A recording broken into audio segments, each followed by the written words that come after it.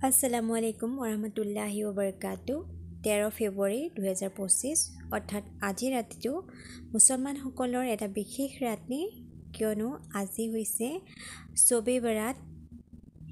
আৰু গোটেই বছৰটোৰ আমাৰ যিমান হিচাপ নিকাচ থাকে আজি ৰাতিটোতে হয় সেইকাৰণে এই বিশেষ ৰাতিটো আমি উজাগৰে থাকি যিমান পাৰোঁ দুৱা দৰুদ পঢ়িব লাগে লগতে আমি তবা কৰিব লাগে আমি যিমান গুনাহ কৰিছো আল্লাহে যাতে আমাক তাৰ পৰা মুক্তি দিয়ে আমি যিমান পাৰো আজি ৰাতি নফল নামাজ পঢ়িব লাগে আৰু আজি ৰাতিটো আমি অকল নিজৰ কাৰণেই নহয় সকলো মুমিন মুছলমানৰ